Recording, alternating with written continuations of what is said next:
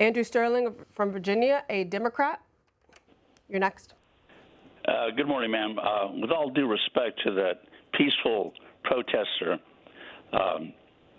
Renee Good, who was senselessly shot and murdered by Trump's goon squad, I feel so bad for her 3 young children.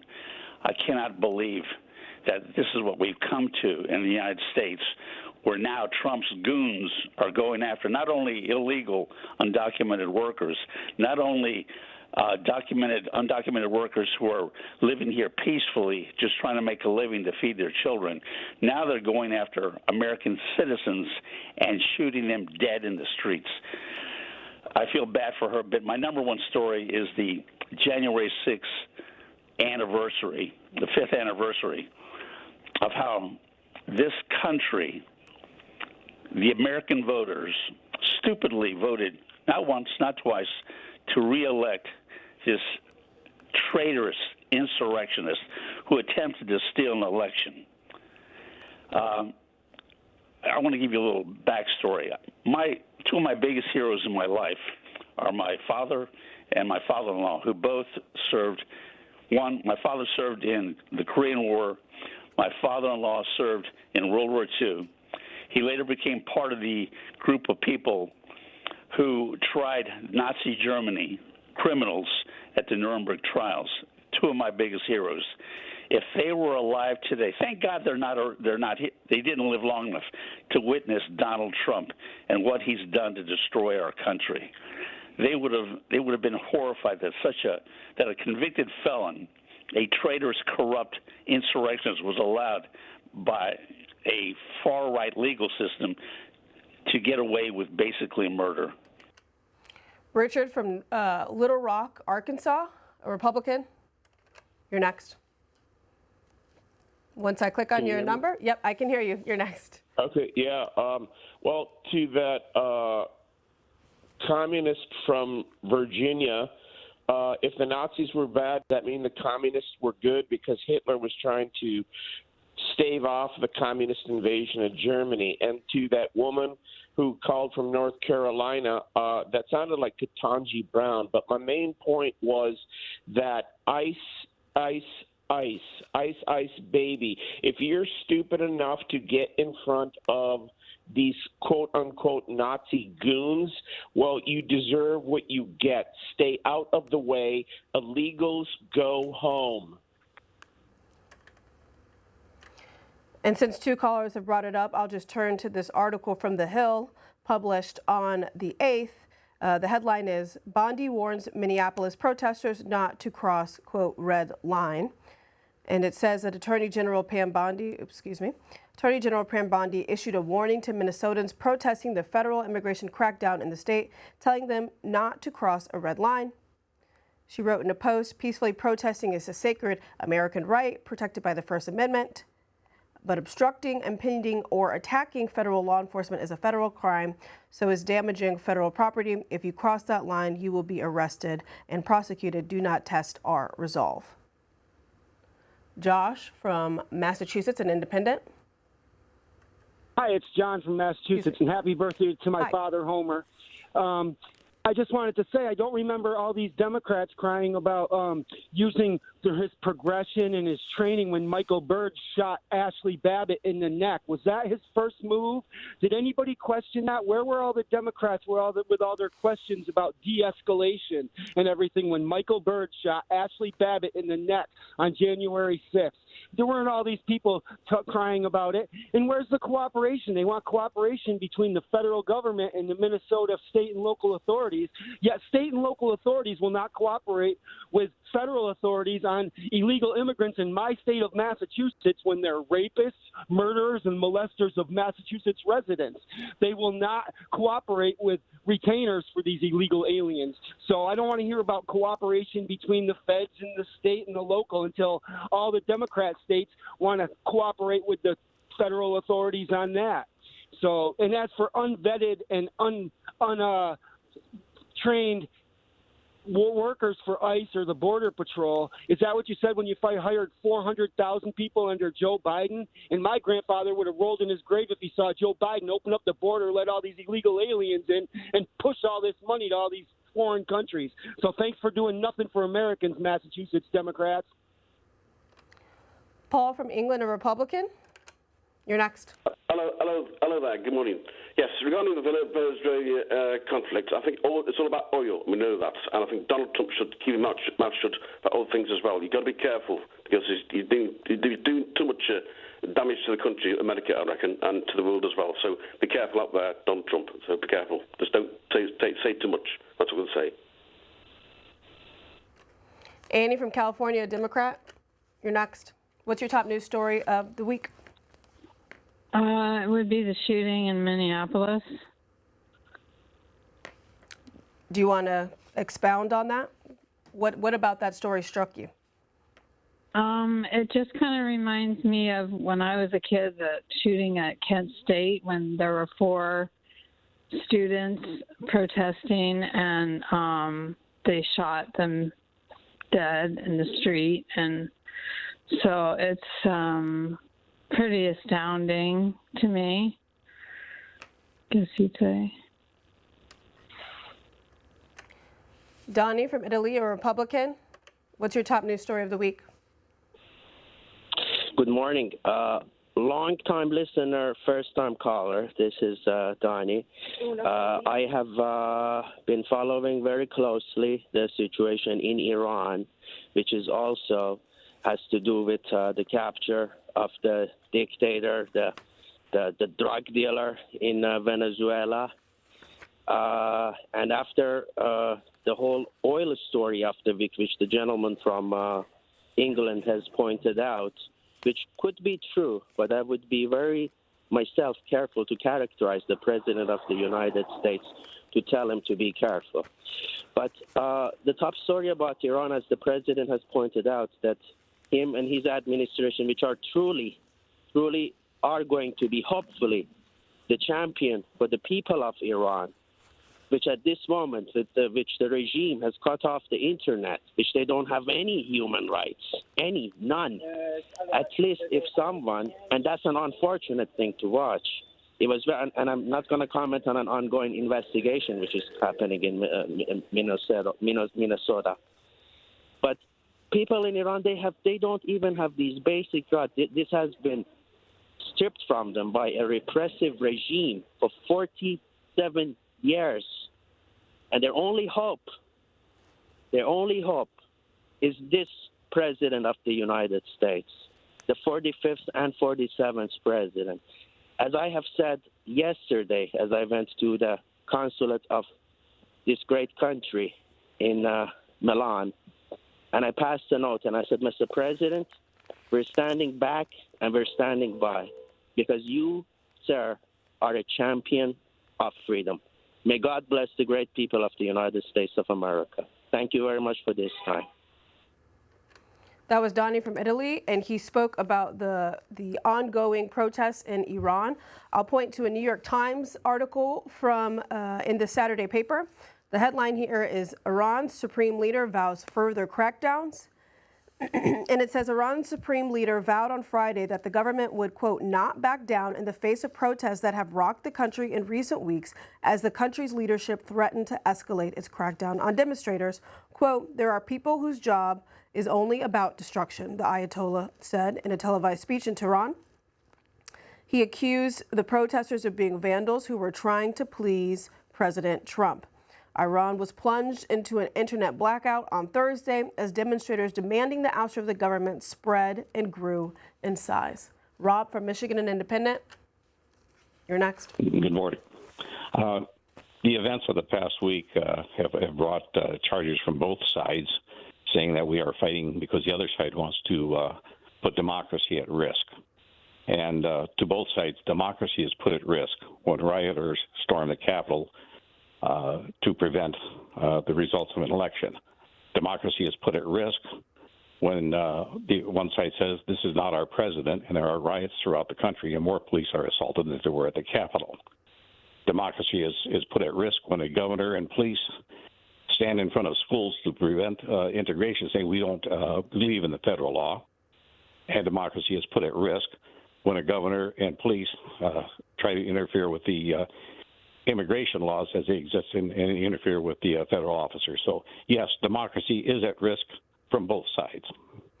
Rob, is there a top news story that you can associate to your comments from this week?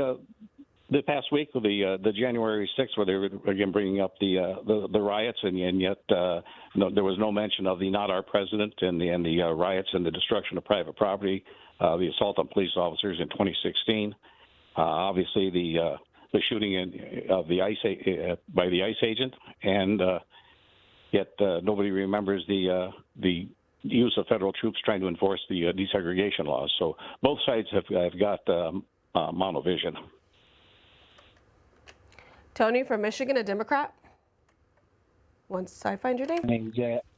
Go ahead. Good morning, Jasmine. Good morning. Happy New Year. Happy New Year. And you look beautiful. Thank you very much. No problem. My comment would be, first off, the callers calling in kind of like giving credit or talking like what Donald Trump has unleashed on the country is a good thing. This is terrible. I mean, the authoritarianism, the talking about taking over countries by force, all of this stuff is un-American. And then you have the Vice President of the United States of America going on TV, calling a mother of three a terrorist in Minnesota.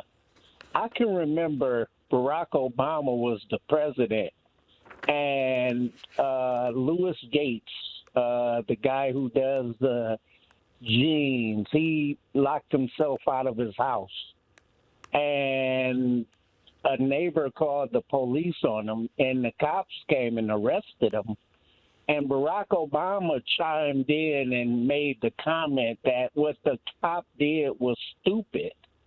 And the Republicans went crazy about it. They went so hard on Barack Obama that they had to have a beer gate and sit outside with the cop and all of this. I mean, it's so ironic that you had January the 6th cops were beaten by protest rioters, and then Donald Trump pardoned them.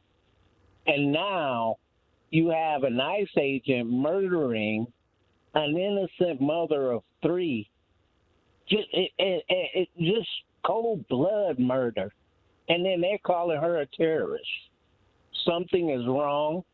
Everything seems to be going backwards, and this is downright crazy. So the caller mentioned Vice President Vance and his comments from earlier this week. I point to an NBC article. It says, Vance says death of Minnesota woman killed by ICE was a, quote, tragedy of her own making. In a fiery tirade, Vance defended the ICE officer who fatally shot Renee Nicole Good and claimed that she had been brainwashed. And if you go a little bit further in the story, it says that Vance, in his voice at times raising his anger as he took questions in the White House briefing room, also lectured the media for its coverage of the incident while offering few details to back up his vision of events. Quote, I'm not happy that this woman lost her life, Vance said of Renee Nicole Good, who was fatally shot. President Trump has said that Good was, quote, resisting orders and viciously ran over the ICE official during an immigration-related operation in the city. Officials and eyewitnesses have disputed this account. And just a little bit further on Vance, he said, I'm not happy that this woman was there at a protest violating law by interfering with the law enforcement action. Jim from Mart, Texas, a Republican. You're next. Yeah, I'd just like to say God bless the police officer and all the police officers that try to bring sanity. They were there to try to arrest a child molester and a rapist, and the left-wing lunatics come up there and try to block them from what they're doing. And God bless J.D. Vance, Christy Nome, and they should decorate that officer because he probably saved other officers' lives too.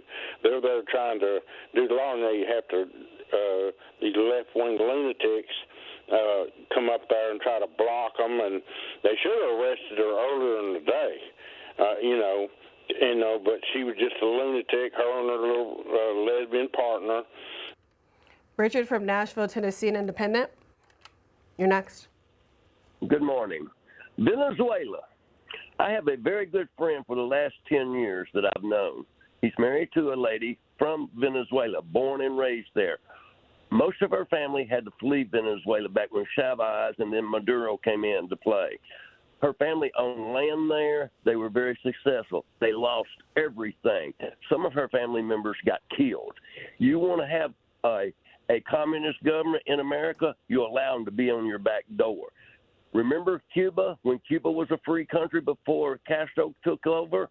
Guess what happened? The Conrad Hilton asked his family what happened to all of their businesses in Cuba. It was taken over, just like what happened in Venezuela. So these people that are calling in, they have no history. They have no education. And as far as that was my story of the week. But as far as the woman in Minnesota, if she hadn't have been there, she put herself at risk. So, in the story. So, watch out, George Soros. American people are coming for you. We know who's funding all this stuff. Thank you, and you have a good day. Robert Mesa from Arizona, a Democrat. Robert from Mesa, Arizona, a Democrat. Yes. You're next. Yeah, thank you. My story, the one I'm interested in, is the Good murder in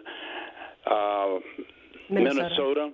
I'm a former executive officer in a military police battalion, and from what they said about weaponizing, if I was at the Capitol and I had control of my battalion and my companies in the battalion, I would open fire on all of those people that weaponized flagpoles, who attacked. And I'll tell you another thing. You're talking about January 6th.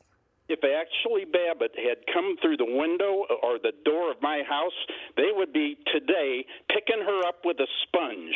And you're going to tell me that the Bradley from Wyoming, a Republican. You're next. Yes, ma'am. West Virginia, not Wyoming. Excuse me, West Virginia.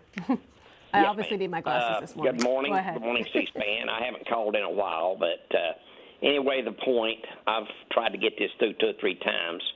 I used to be a Democrat, and all this lying and all this stuff going on with the Democrat Party, I couldn't stand it. So I changed my politics like a lot of other people did to Republican. And one of the main reasons I did is I'm a veteran. I'm a Vietnam veteran, and I found out through the TV networks and news networks that back when Biden was the president, he was going to run the border runners and all these illegals through the VA hospital for medical treatment. Well, I want to tell you something. The veterans is having a hard time getting treatment. So, I thought it was political BS. And can I ask where you read that, Bradley? I didn't read it, ma'am. It was on TV news. I don't know if it was Fox or what station it was on, because I watched 3 or 4 different stations. But it was on TV, and I thought it was a bunch of baloney. Are you still on there? I'm listening to you. I'm trying to Google it to trying to find what you're talking about. Campaign. Okay, ma'am. Thank you. I thought it was a bunch of campaign baloney, so I kind of shined it off. And I was talking to a Vietnam Veterans Organization chief in Maryland because I had paid too much money for my life membership, and I wanted to make sure my check that I should cash that check. So anyway, I questioned him about this. Now, I'm talking to top man in D.C., and I questioned him about it, and he said, Mr. Toller, that's new on me, but you call me next week, and I will inform you what happened. Well, I gave him a week, called him on Thursday, and he said, Mr. Toller, you're 100% right. If it hadn't have been for all the organizations, VFW, DAV, Vietnam Veterans, American Legion, and all the organizations supporting the veterans, that would have went in, and we would have been having the illegals going into VA hospitals. And, you know, that is sad. And all you Democrats and Republicans both that don't believe that, call you somebody that will check it for you, and you will find out different. Now, as far as all this shooting and banging in Missouri or whatever state it is, Minneapolis, anyway, Minnesota. Minneapolis, yeah, there you go. Thank you, ma'am. All this shooting and stuff. Listen, when the cop asked a girl to get out of the door, you don't do what she done. Number one, she started right there. Number one, she started when she was out there blocking and protesting. Number two, she messed up when she didn't get out of the car like she's supposed to. Number three, when she accelerated there and hit that guy, I mean, you can see it. Wake your eyes up, Democrats, and get you some glasses on or something. She hit the guy. So you're going to tell me that she's in the right. So, you know, you Democrats out there and you radical people that's calling in, you need to wake up. That was Bradley from Iowa. He mentioned initially a story about the VA paying for illegal migrants. I point to a military.com article from January 2024. The headline is VA paying for migrant health care? The agency says no, despite wave of political attacks. A little bit further in the article, it says a 22-year-old arrangement between the Departments of Veteran Affairs and Immigration Customs Enforcement has drawn ire from conservatives in Congress who claims it puts health care for detained migrants over that of veterans, but the VA says it has no impact whatsoever on veteran services or health care and costs the agency nothing. I would say go back and read that, but obviously there's another article from Steve Daines on his Senate website. It says Daines slams Biden administration for using VA healthcare resources on illegal immigrants instead of veterans. So there's a bunch of links if people want to search more about that story. Dennis from Iowa, a Democrat. You're next. Yes. All these Republican callers who are calling in who love Trump, please do me a favor and send him money, because I love seeing him use your money to pay off porn stars he cheated with. Catherine from Bolingbrook, Illinois, an independent. That's Bill from Michigan. 1 second, sorry. So, Catherine, you're next. Good morning. And there's something that struck me very deeply this morning in watching the subsequent video that came out, and that is Renee Good actually engages momentarily with her shooter, and she says, "I am not angry with you." Moments later, she is shot and killed. It struck me because this is like when Jesus was, held and killed and murdered. He forgave before he actually died. She was. I don't understand this quite clearly, but somehow this is a moment in time when we see a person whose heart is in the right place at the right time. And when she stands before God, God accepts her because she basically forgave the person who murdered her. That's all I wanted to say. So that caller was referencing a video that was released yesterday by outlet Alpha News, which showed the officer's perspective. I point to a Hill article before we see if we can possibly find that version of the video. It says White House shares video of Minneapolis shooting from ICE officer's perspective. The White House on Friday shared a new video that appears to show the perspective of the ICE officer who shot and killed a Minneapolis woman during the altercation. The video obtained by Alpha News shows the officer exit his video and approach Renee Nicole Macklin Good's vehicle from the right. As the officer walks around to her driver's side, Macklin Good's window is down and she could be heard saying, quote, "That's all right, dude. I'm not mad at you. I'm not mad at you."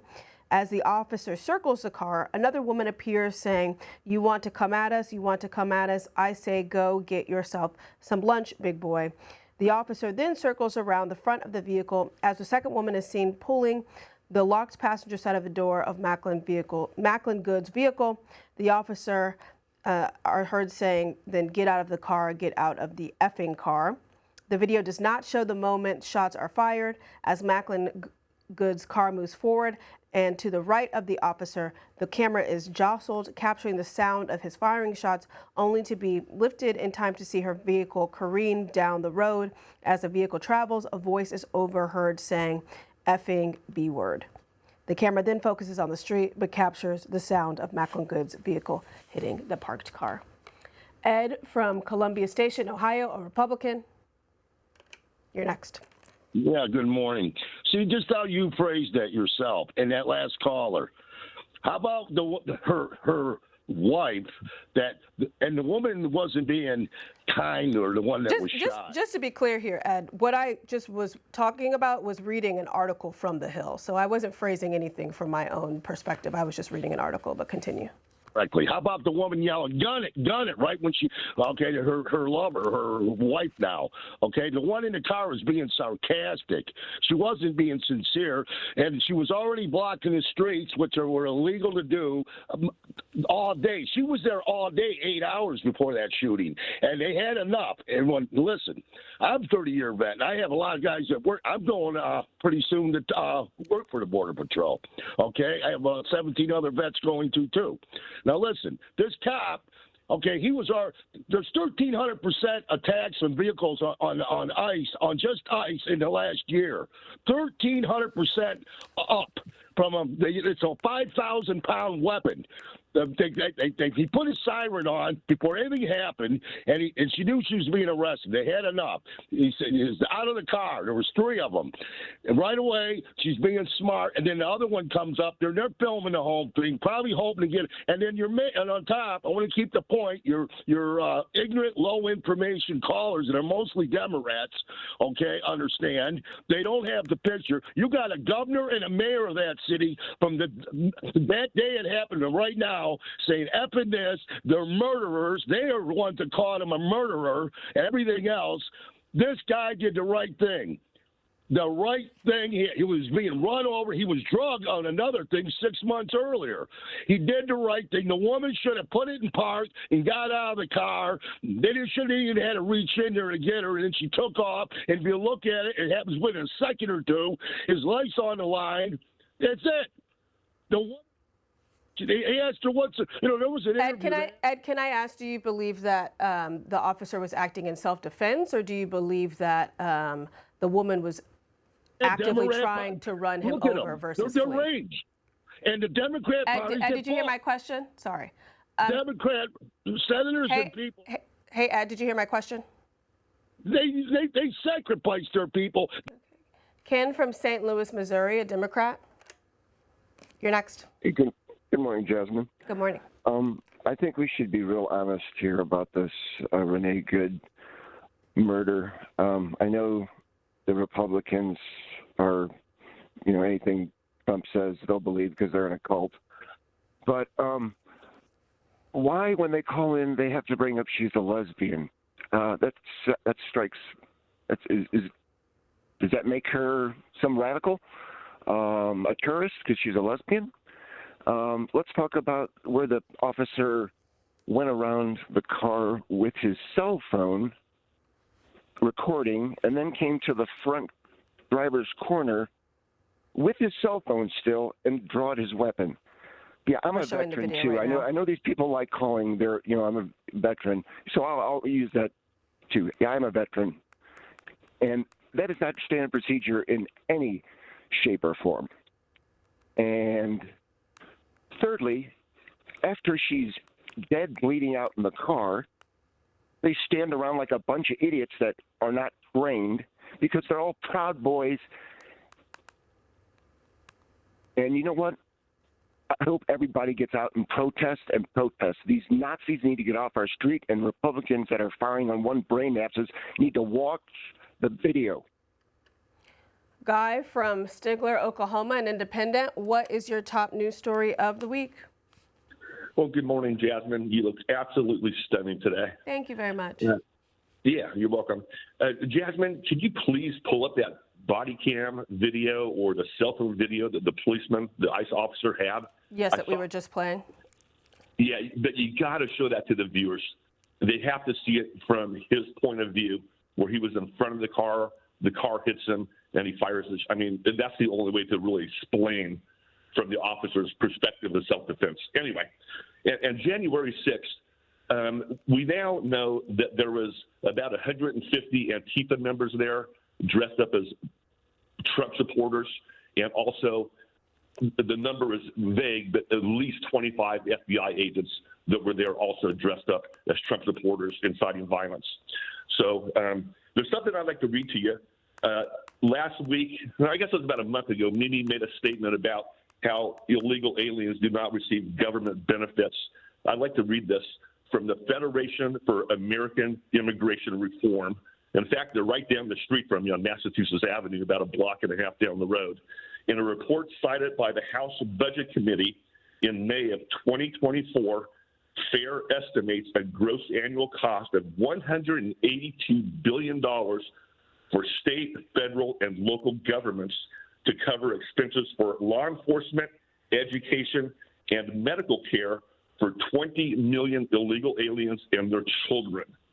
And there's something else I'd like to address that Mimi said also recently. She keeps on saying that the Signal app is unsecure. If you Google, is Signal app secure? This is what it says. Yes, Signal app is widely considered a gold standard for securing messages due to the strong default and end-to-end encryption. And then there's one more thing I'd like to talk about real quick, Jasmine, about the mass exodus going on from blue states. There was a Democrat lady called in 4 or 5 days ago, and she said that the blue states have it going on. And yes, she's right. They have a mass exodus going on. In California, in the last 4 years, 1.5 million people have fled. 1 million people have left New York. Almost 1 million people have left Illinois. 100,000 people Rhode Island. And now we're seeing a mass exodus of companies leaving these states. Everybody heard about the oil companies pulling out of California. United Airlines and the Chicago Bears are just announced last week that they're leaving Chicago. But listen to I these know, numbers. I was upset by that. I'm from Chicago. Yeah, I get it. But why are they We don't leaving? need a dome over the stadium. Chicago Bears are supposed to play in the snow, but continue. I'm excited for the game tonight, though, but continue. Sorry, not to interrupt. Anyway, in Chicago, since 2023, 1 out of 5 businesses have left Chicago. Chicago has lost 218 corporate headquarters since 2023. It's ranked number 2 behind California. And in California, in 2022, 741 businesses left California, 533 in 2023, and in 2024 and 2025, they wouldn't even report it because the numbers are so egregious. But here's some of the companies. Everybody knows about Tesla. Okay, Oracle. Guy, I'm going to give you 10 more seconds. Wrap this up for me. Okay. The thing is, people are fleeing the blue states for red states. High cost of living, high taxes, high crime, and they're looking for a way out. Thank you, Jasmine, and have a wonderful weekend. Okay, one thing I want to point to what he said. I'm reading it's on KSL, but it's a Reuters article from December 12, 2024. It says FBI did not send undercover operatives to join January 6th attack, report says. And if you go deeper into it, it says a U.S. Justice Department watchdog release on Thursday debunked claims by far-right conspiracy theorists who allege that FBI operatives were secretly involved in the January 6, 2021 attack on the U.S. Capitol by now President-elect Donald Trump supporters. To be clear, this was released under the Biden administration, but it says that the Justice Department Inspector General Michael Horowitz concluded there was no evidence to suggest that undercover FBI agents participated in the attack. The report also finds that the FBI did not authorize any of its informants to enter the building or engage in violence. Leah from South Carolina, a Republican, you're next. Good morning, beautiful lady. Good morning. Yes. You guys are being so nice today. I love it. Thank you. Well, you're gorgeous. Okay. But what I wanted to say, I'm in South Carolina, and right now we have a large group of Buddhist monks who are coming through our area walking multiple states on a peace walk. And with their little dog Loca, it's a beautiful thing. It's a calming thing. It's a spiritual thing. And it's very refreshing to see, as opposed to all this chaos, hate, etc., on our community streets.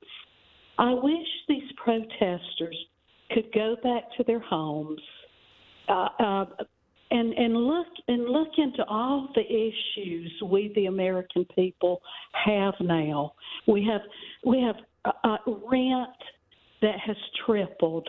We have housing that people can't even get a roof over their head. We have homeless. We have a horrible drug addiction problem. People just walking around like zombies. Just on and on. Medical, people with cancer. We need a cure for cancer. People dying every day with cancer. But our parents always told us, stay out of trouble when you left home. And I feel these protesters are looking for trouble, and they're running into trouble. And that's why this woman was shot. So I say, clear our streets. Let the law enforcement do what they need to do. Stop being so negative about these people. Thank God we have people who are, on our streets trying to help us, as opposed to these communist countries where if you were doing this, yes, you would be shot dead immediately. So I just wish people would go back to their homes, start doing volunteer work. There's kids out there, they're lost. We have issues other than standing on the street corners, egging people on. It causes trouble. Thank you, beautiful lady. Have a good one. Okay, I'll point to what she referenced in the beginning of her comment. It's an article from WLTX.com, and the headline is, "Here's where you can see the monks on their walk for peace on Saturday and Sunday." It goes on to say the group of Buddhist monks on a cross-country walk for peace has finally reached the Midland counties of South Carolina. The monks began their walk in Fort Worth, Texas on October 26 and will end it in Washington, D.C., highlighting Buddhism's long tradition for activism or peace. Along the way, the monks have amassed a huge audience on social media with their Facebook page offering links to where you can find the group and how to support them along their journey. Tony from Cedar Hill, Texas, a Democrat. You're next. Hi. Hi. What I'd like to say is What's the your top reason news that we story have all of the this. morning, Tony? They're all involved. They're all the same story. All the stories. And the reason we have all these stories is because of who's in charge. And people don't realize that Donald Trump is a perfect vessel for a Lucifer character. And, hello? I can hear you.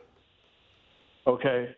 And he's bringing all this to fruition. And he also has 4 deadly horsemen. And the first one is Pestilence, who is Robert F. Kennedy Jr., who will kill people by disease. And the second is famine. That might have been Elon Musk with the starting of the Doge and the attack on U.S. aid. And the third is blood, death, or third and fourth are blood, death, and war. And he's starting wars everywhere. And with NATO, with allied countries, he's starting war and attacking people. But the main thing is, which people don't realize, which they lie to you and tell you that there's been people who have suffered a Holocaust, a biblical Holocaust, but the biblical Holocaust hasn't taken place yet. Ted from Boston, Massachusetts, an independent. You're next. Good morning. What a terrible spat of calls we just listened to, and I have 2 points here. First point, these people calling in, you want to call me left-wing scum. What if I call you a redneck trash? Huh? I think these people are media illiterate. Ted, what's your top news story of the week, though, since that's what our question is this morning? It's how Republicans are media illiterate, easily gullible, emotionally susceptible, they're low education, and they're high on hatred. And Steve from Myrtle Beach, South Carolina, a Republican. You're next. Good morning, ma'am. Good morning. I just wanted my top story is, what happened. It's a tragedy with the lady. It's a tragedy with the lady on January 6th back, a few years ago. It's self-accountability. You put yourself in these positions and you're protesting. You may be of whatever cause you're protesting, but it's self-accountability, and it always gives back to everybody points the finger at, well, it's him or her or whatever. We got to embrace each other. That South Carolina lady that was talking earlier about the love and all that, that's a beautiful thing. Yeah, the Buddhist walk. That was a beautiful thing. We need to embrace that as Americans. The fact is there's laws on the books that enforce immigration. It's not the best. They need to improve it. Both parties need to improve that. Okay, I'm retired from the military. I've been all over the country. I'm from St. Louis. The guy that was talking about St. Louis and everything, they're the murder capital of the United States. And you're pointing fingers at other people. Come on, it's not his fault. It's not. We need to embrace each other. And the one example I'm trying to give you is, as I was driving Lyft, as I was retired, I was driving Lyft, and there was a lady, an immigrant. She spent 7 years trying to become a citizen. In the back of my car, she's crying her eyes out. She became a citizen. That will be an indelible impression on me for the rest of my life. How she worked so hard to get where she got and how proud she was. And that's what we need to embrace today. If you're undocumented, there needs to be a pathway forward. But if you came in here and you circumvented the system, you need to go back and we need to start the process. And you need to get a fair shake. We need to embrace all this stuff. This country is the best country in the world, and I'm proud to be an American. And I keep thinking about that lady. Thank you very much, man. Eric from Cleveland, Ohio, an independent. You're next. Yes. Good morning. Good morning. To the caller who just spoke, that is a great sentiment to share. In light of where we are this week with regards to what's going on with the shooting in Minnesota and the attack in Venezuela, the point is that Americans are speaking out because Americans are concerned. We are talking about laws, but laws are being changed. Laws are being manipulated. Processes are being changed. Processes are being manipulated. That young man just talked about a woman who was an immigrant who who was riding in his vehicle and had to struggle 7 years to get citizenship. Well, how come he hasn't? And not to discredit what he said, but there's about maybe 1,000 other people just like her who went through a 7-year process who were denied. There are people in our country who are here because they're basically political refugees. They're coming to our country because they're under oppression. So we have to be more cognizant of what we're actually considering when we talk about the situation. And then when we talk about the ICE and their militaristic presence in our community, as citizens, we're not used to this. This is not where we've been living for all these years. We haven't had the military, and it's very abrupt now. We haven't had this in-the-face military presence in our communities, on our blocks. And it's not like these folks are riotous. They're living in their communities, and these people are coming up, and they're obtrusive. They are taking their neighbors off their streets. And I'm not saying that there is not cause for them to take people that are wanted, that are criminal, but we've seen actions where they have gone in error into communities and basically caused harm and disrupted the lives of American citizens. So I just find it hard to believe that we live in a country where you can impeach Bill Clinton for some stains on a dress, but we have all these things going on right now, and no one's taking any type of impeachment proceedings toward the leadership. We need people to get on board and to make leadership accountable for what's happening to our community. So take a listen to Kristi Noem here on Thursday defending the officer involved in that fatal shooting and his training.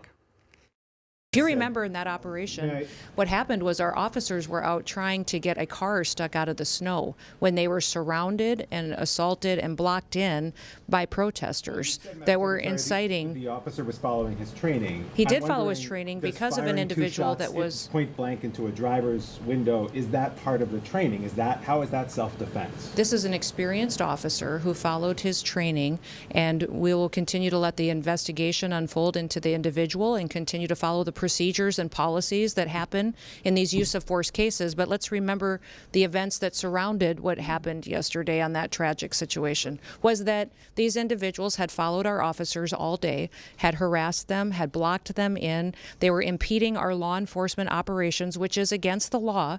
And when they demanded and commanded her to get out of her vehicle several times, she did not. So we'll continue to allow this process to unfold and recognize that these law enforcement officers every single day put their lives on the line. They go out and do their jobs. They go out and Domestic terrorists, though, without an This was an act of domestic terrorism, there which had is been perpetuating no investigation into who she was or what she was about, and yet now you're saying these you can't policies speak and about the procedures incident that because of follow a use of force situation like this are continuing to be put in place. So this is standard operating procedure after every use of force situation, is that we follow these procedures and protocols. That was Department of Homeland Security Secretary Kristi Noem talking about the shooting, defending the training of the ICE officer involved in the shooting, and saying that an investigation would continue, while also calling it an act of domestic terrorism. John from Memphis, Tennessee, a Democrat. What is your top news story of the week, John? John, can you hear me? Okay, go ahead.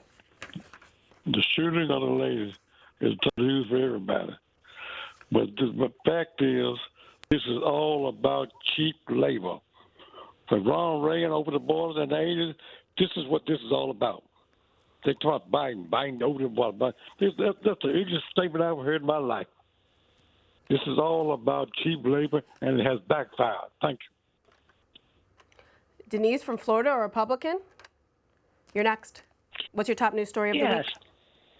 Yes, what really irks me is when I see all these events happen and they're all full of these protesters all the time. They're all young people. Why aren't they out working? They're out there in sweatpants, slippers, and are most of them on welfare? Are they getting government assistance? If that's so, they should all be identified and that be all taken away from them. There's no reason that many young people shouldn't be out working with all the jobs that are available out there, that they have time just to be up to no good to cause trouble. Josephine from New Jersey, an independent. You're next. Good morning. Obviously, the death of that woman is sad. I mean, I've watched so many different films. The one thing I don't understand is, how is a policeman walking around, not with the little device that the police around in this area are required to do. The body cameras? The body camera. He's walking around with his cell phone walking around, because you could see it on the side of the car. He's physically walking around the entire car, okay? And she rolls down her window, and she responds. Now, her mate said something that would be maybe instigating. That's possible, okay? But does it warrant? Her hands were on the wheel, so what people tell you, always put your hands up when the police come by you. She had her hands on the wheel. She had no gun. She didn't rob a store. She lived 3 doors down, but that doesn't make any difference. She's in her neighborhood. She signaled the car to go past. She wasn't blocking anybody. She told the gray car, go ahead.